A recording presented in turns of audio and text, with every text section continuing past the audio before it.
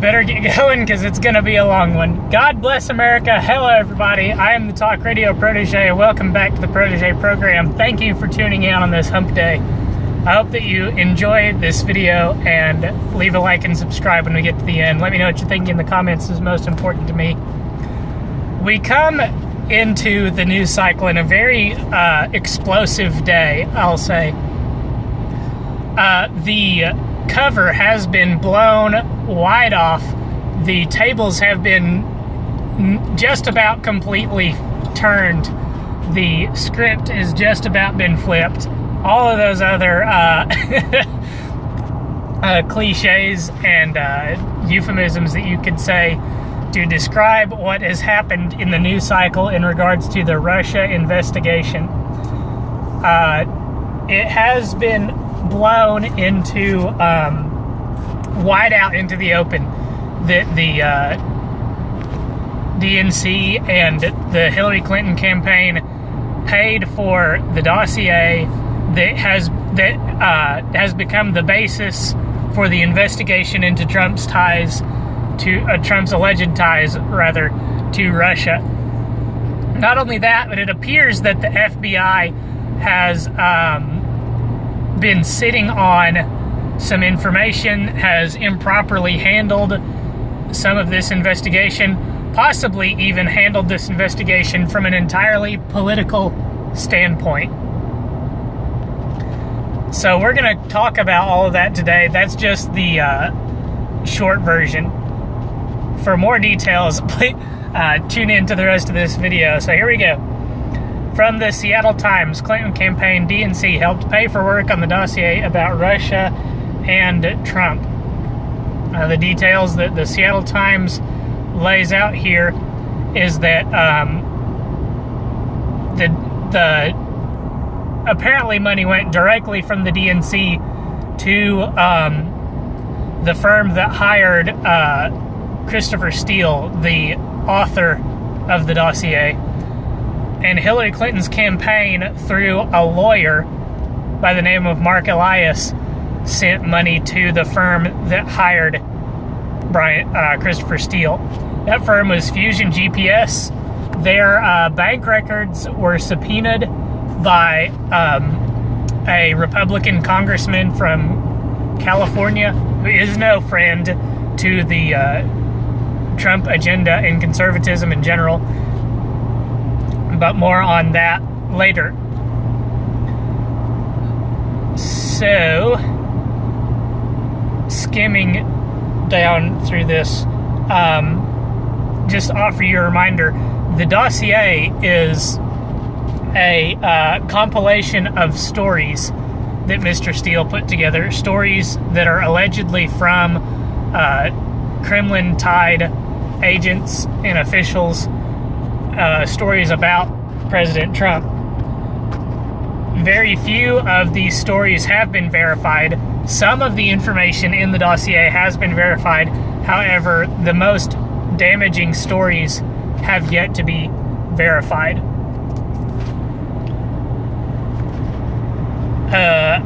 It's worth noting, as I believe this Seattle Times as this Seattle Times story puts it, Fusion GPS's work researching Trump began during the Republican presidential primaries when a GOP donor paid the firm to investigate now President Trump. This is going to be important because this detail is going to be harped on by the media as this coverage wears on. Here you can see just some of the dollar amounts. This is where the up to $9 million that's going to be cited later comes in. This is money from the Clinton campaign to the lawyer that then paid Fusion GPS. I believe that the total there from the DNC, that total from the DNC is also to the legal firm. The legal firm then hired Fusion GPS. So it's easy to say the money from Hillary Clinton and the DNC went to Fusion GPS through the lawyer in question. So that's the details that have come forward as reported by the Seattle Times. Now I want to jump over to this New York Post opinion story by one Michael Goodwin, who says the Trump dossier was Clinton's dirtiest political trick. Now, I'm not, I don't have a lot of information on these reporters that are writing these opinion pieces. They could be conservative leaning, but frankly, it would surprise me if this was the case. Now, I did not mean to click on that link, and now I've lost the dadgummit. I apologize for that. From my notes, all that I really had to point out from that story was that while it is not illegal to lie about your political opponent, that doesn't make it right. So this information that's been that's the short version of the New York Post column that the Clinton campaign and the DNC compiled this information, much of which is totally unverifiable, therefore, effectively not true. And to spew it in the way that the media has done, thanks to BuzzFeed News, is an underhanded and dirty tactic. That's the short version of the New York Post story. Now moving on to this Wall Street Journal story, which is of course behind a paywall, but again, thanks to some fluke from my work computer, I'm able to see the entire story and show it to you here. It is the opinion of the author of this Wall Street Journal column that the FBI is the one that's doing the political meddling, almost at the behest of the Russia regime. So he lays out here some plausible accounts of the known facts, and these of course are known facts in the opinion of this author. I didn't write his name down, and I didn't copy it into the story. That is my bad. Okay, so apparently what's consistent with what's been reported in the press, the reliability of which is uncertain. Democratic political opponents of Donald Trump finance a British former spook, which is to say intelligence officer, who spread money among his contacts, the spook's contacts in Russia, who in turn overdrink solicited stories from their supposedly connected sources in Moscow. That is to say, plied their sources with alcohol in order to get them to tell war stories about their time working for the Kremlin. And these stories are about the candidate at the time, Trump. And it is the opinion of this writer that the stories spun were consistent with the interests of the regime, if not actually scripted by the regime. And I assume that to mean the Russian regime. The resulting Trump dossier then became a factor in Obama administration decisions to launch an FBI counterintelligence investigation of the Trump campaign, and after the election to trumpet suspicions of Trump collusion with Russia. So this is all to say that the FBI, Obama DOJ, Obama White House used this dossier to start an investigation of the Trump campaign, ostensibly using what is basically opposition research to criminally investigate a political opponent, and then after the election to then spread propaganda about Trump collusion with Russia. Now, as I have said in the past, and as I will likely say in the future, no, I don't think I've ever said it on this channel, but I am likely to say it in the future, so I may as well say it now. Just because it is propaganda doesn't automatically mean it's false. However, in this case, to this day, a year later, nearly a year later, based on if you're just going off the dossier, the Russia collusion remains unverifiable and thereby false. We know of a second possibly even more consequential way, the FBI was directly a vehicle for Russian meddling in U.S. politics. Authoritative news reports say FBI Chief James Comey's intervention in the Hillary Clinton email matter was prompted by a Russian intelligence document that his colleagues suspected was a Russian plant. Mr. Mueller was a former close colleague and leader, but no longer part of the FBI when these events occurred. This may or may not make him a questionable person to lead a Russian meddling investigation in which the FBI's own actions are necessarily a concern.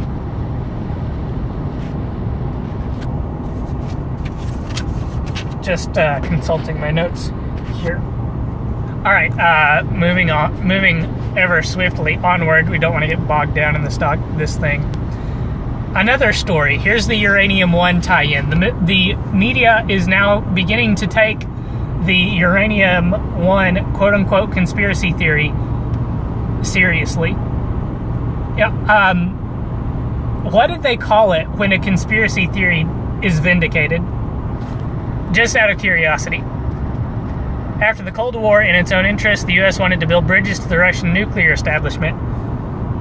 Whatever that means. The Putin government, for national and commercial purposes, agreed and sought to expand its nuclear business in the United States of America. I'm not 100% sure how those things are all tied together, but regardless, because of that, because of the climate created by this paragraph, or by the attitudes laid out in this paragraph, I should say, the purchase and consolidation of certain assets were facilitated by Canadian entrepreneurs who are acquired by the Russian government, who gave large sums to the Clinton Foundation and perhaps arranged a Bill Clinton speech in Moscow for $500,000. A key transaction had to be approved by Hillary Clinton's State Department.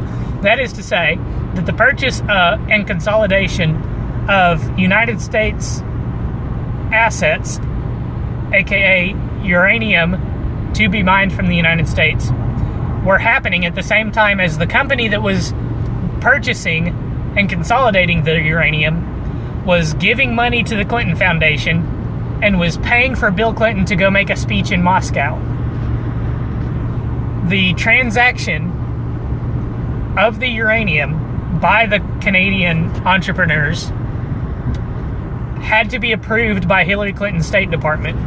At the same time as that is happening, at the same time that Clinton's foundation is receiving money from effectively the Kremlin, at the same time as a Kremlin front organization is paying for Bill Clinton to give a speech in Moscow, at the same time that Hillary Clinton has to oversee a purchase made by the Kremlin front organization, while those three events are all happening, a fourth event is also happening, that the FBI is uncovering a bribery and kickback scheme involving Russia's U.S. nuclear businesses, aka the Canadian entrepreneurs, and also received reports of Russian officials seeking to curry favor through donations to the Clinton Foundation through their Canadian entrepreneurs.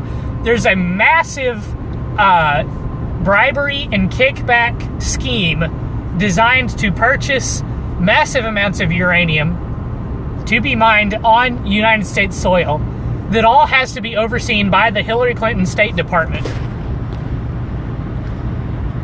The criminal activity was apparently not disclosed to agencies vetting the 2010 transfer of U.S. commercial nuclear assets to Russia. The FBI made no move to break up the scheme until long after the transaction closed. Only 5 years later, the Justice Department disclosed a plea deal with the Russian perpetrator so quietly that its significance was missed until the Hill reported on the FBI investigated last week.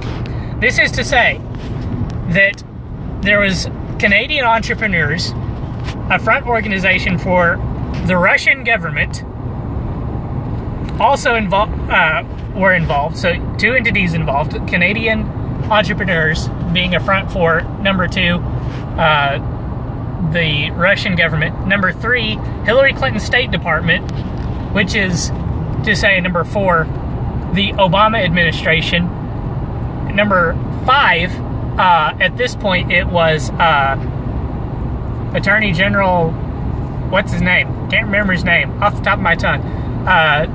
The Attorney General's office, which is another link to the Obama administration. The agency at this time was headed by Mr. Mueller, I believe, soft-pedaled an investigation highly embarrassing to Miss Clinton, as well as the Obama-Russia reset policy. So he doesn't say it in so many words, but at the time that all of this was going down, Mueller was heading the FBI. More recently, if just one of two things is true, Russia sponsored the Trump dossier. In other words, the information in the Trump dossier is true, or Russia fake intelligence prompted Mr. Comey's email intervention. Then Russian operations, via their impact on the FBI, influenced and continue to influence our politics in a way more consequential than any Facebook ad. And I think there's a typo here. The preoccupation of John McCain, who apparently cannot behold a mountain if there's a molehill anywhere nearby. That is to say that when McCain heard of the dossier, he became so obsessed that he immediately sent an aide to London to pick up a copy. Which means that Mueller has the means, motive, and opportunity to obfuscate and distract from matters embarrassing to the FBI while pleasing a large part of the political spectrum, aka the left and establishment Republicans. He need only confine his focus to the flimsy, disingenuous, but popular with the media accusation that the shambolic Trump campaign colluded with the Kremlin. That is to say, takes only the dossier and its contents and nothing else seriously. Okay, so that's a lot of information to digest. But let's try to break it down.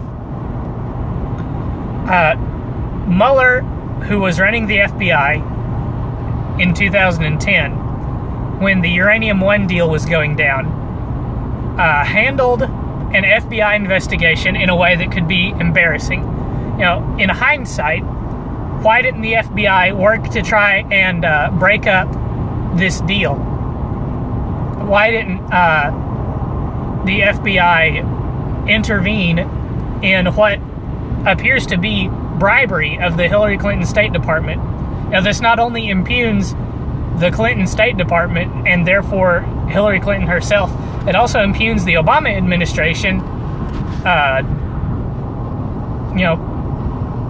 through the nature of the fact that he was it's his agencies, his State Department, headed up by Ms. Clinton, his DOJ, headed up by Holder, there it is, Eric Holder, who is in charge of the FBI, headed up by Mueller. Mueller's involved in that. So investigating Russia now, in 2017, could involve investigating that deal. And who appointed Mueller to be the special prosecutor? Mr. Rosenstein, who was in the FBI during the Uranium One investigation. So perhaps, I find it highly likely that Rosenstein knew all about this, the Uranium One deal, knows about its implications for the Democrat Party, for Miss Clinton, and knows how damaging it could be to the FBI. And so he appoints Mueller, who also knows about the Uranium One deal, to do the Russia investigation, knowing that it's in Mueller's best interest to stay miles away from the Uranium One investigation. Andrew Weissman, of course, is one of Mueller's investigators, a particularly ferocious investigator from what I've gathered in other related stories. All of these individuals know that the FBI is implicatable in the Uranium One deal. And now they're all in charge of investigating Trump's Russia connections as special counsel. Therefore, as the columnist says here, Mueller has means, motive, and opportunity to obfuscate and distract. That is to say, to mishandle the investigation into Trump's into Russian collusion or Russian meddling with the American elections. And that's the rest of what he goes on to say in that column. Now that that's out of the way, that was a big bulk of the story going on that I wanted to talk about. Let's move over to the Washington Examiner in this column by Byron York. After Trump dossier revelation, FBI is next. This is going one step further than the Wall Street Journal column did. Now, the Wall Street Journal just stated, with this latest revelation, the FBI can be implicated in Russian meddling in the election. And York seems to be echoing that sentiment.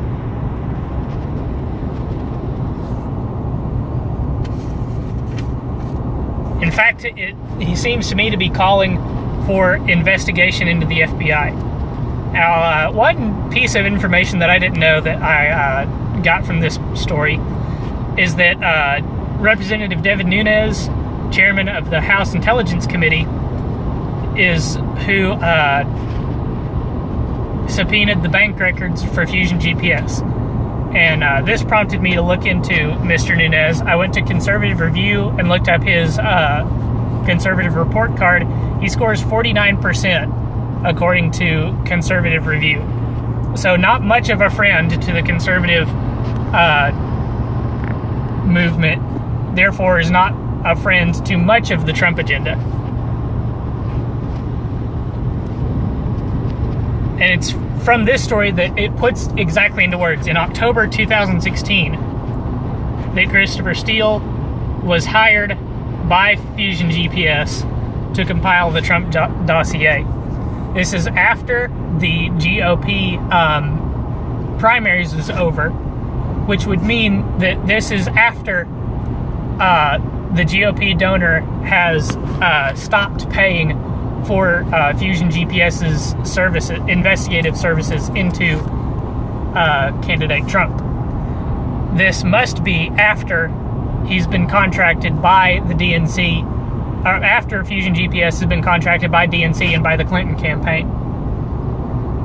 So the GOP absolutely did not start the project that Christopher Steele embarked on. And now, the FBI is implicated because they agreed to fund opposition research into a political candidate in the midst of a presidential election. Do you know what this means? This is the title of the video. Russian collusion is Obama's Watergate. Do you realize that? Obama's FBI, supervised by Obama's Department of Justice, part of Obama's administration, funded or desired to fund opposition research into a political opponent. That is Watergate level stuff. This is what President Nixon was impeached by the House of Representatives for. It's what he resigned from office as president for. It's what he was crucified by the media at the time for.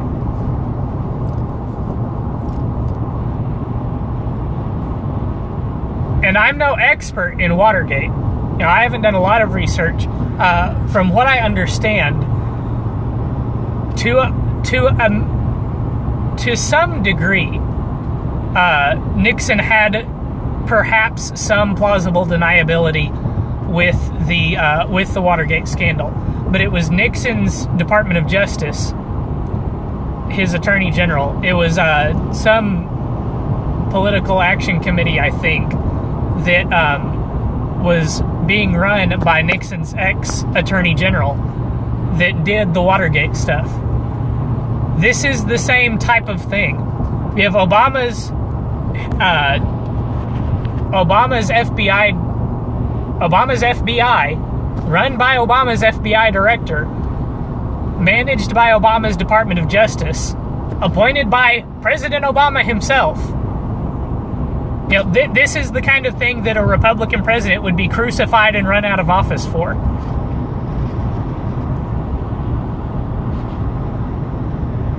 Now, one of the questions that this columnist asks and seems to really just not know the answer for is, did the FBI use the information from the dossier as a basis for investigating and listening in on Trump and his campaign's conversations? It seems obvious to me that this is exactly what it was used for, especially considering that as of October of this year, all that the FBI and Mueller has to base their investigation on, with no other evidence whatsoever, is the dossier. Now let's move right along to this Daily Caller story. It's an amalgamation of, well, I want that to go away. There we go. Journalists downplaying Trump dossier revelations. I'm not going to be able to play the video for you, but I will be able to show you the quotes that the Daily Caller points out. And I just want to run through them. From this individual, Steele dossier funding. Republicans want you to think it's a scandal that Democrats first picked up a project the GOP started first. Now remember, October 2016 is when the Democrats, or is when Fusion GPS picked up Steele. Steele authored the dossier.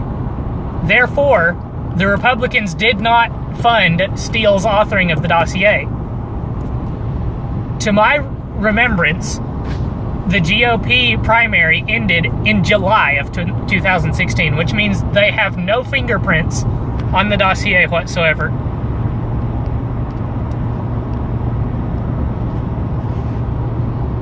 Again, you know, whoever funded Fusion GPS during the GOP primary is irrelevant, because they did not fund Brian Steele, or Christopher Steele, rather. They're pouncing on the story because it's the DNC and Hillary Clinton that funded Fusion GPS, who hired Christopher Steele to make the dossier. GOP has no fingerprints on it. However, if who from the GOP funded Fusion GPS did matter, it's not damaging to conservatism or the Trump agenda. Well, it's not damaging to the Trump agenda anyway, because it wasn't Trump that did it. It's not damaging to conservatism if it was anyone other than Cruz, Rubio, Huckabee, Walker, or Carson. From whoever this fellow is, somebody from NBC. Republicans first funded the dossier. Totally false. October 2016 is when Christopher Steele was hired by Fusion GPS, which is way after the GOP primary ended. As to this bit, your son-in-law, and campaign manager met with Russians claiming to have dirt on Clinton. Who they met with is irrelevant. It's opposition research, which everybody does. But if who they met with was relevant, the son-in-law, and campaign manager didn't know that this person had Russian ties. You know, to my knowledge, that's the reality. Jim Roberts. The GOP will use this relentlessly to escape the real issue, Russia's deep ties to Trump, of which there is no evidence. The only quote-unquote evidence to Russia's ties to Trump is the dossier, the majority and most damaging pieces of which have not been verified and are possibly unverifiable. And if it's unverifiable, then it may as well be false. Megan Murphy. It doesn't change the fact of the matter of what's important here is what were the campaign's connections to Russia.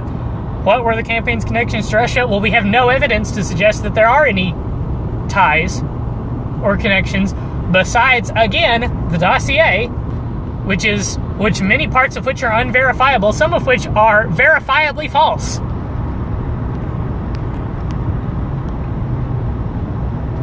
CNN's Joe Berman. The intelligence community has corroborated a lot of the information that has been in there to begin with. Well, whatever information has been corroborated must not be very damaging if you people haven't been talking about the pieces that have been corroborated. If you're not citing specifically the pieces that have been corroborated, then they must not be very damaging. You're just trying to get us to think a lot of the information, you're saying a lot of the information, trying to get us to think that damaging pieces have been verified. And then we get to the biggest whopper. Rachel Maddow pointed out the fact that the salacious parts, which is the most damaging parts of the dossier, have not been publicly disproven, as if that makes them automatically true. If you can't disprove it, it must be true. You know, this is a logical fallacy.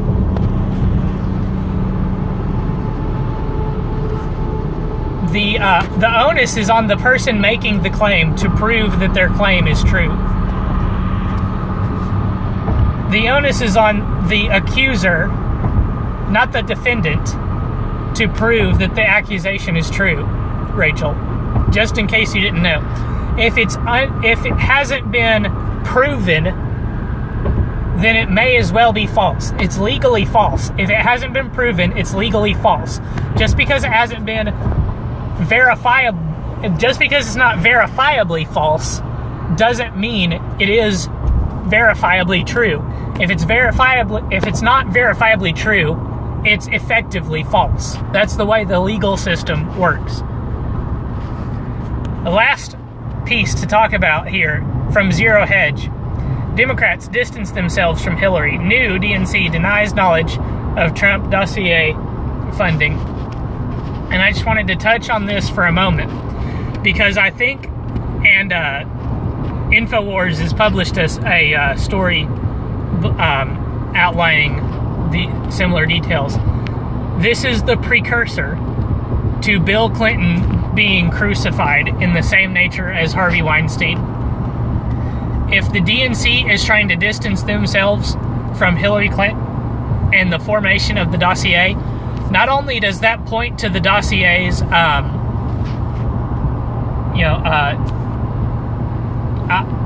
the word escapes me, the fact that the dossier is not true, is not valuable. It also points to the DNC setting themselves up to be separated from the Clintons when the hammer comes down on Bill for his sexual misconduct. It may not actually happen, but this looks to me to be a precursor. That's going to do it for this video. I know it was a long one, but thank you for your patience. Thank you for making it to the end. I hope that you liked the video and that you'll leave a like and subscribe. Let me know in the comments what you think is coming next, what your thoughts are on this latest wrinkle in the Russian investigation. Thank you so much for watching once again. I hope you have a fantastic evening. Good night, and God bless.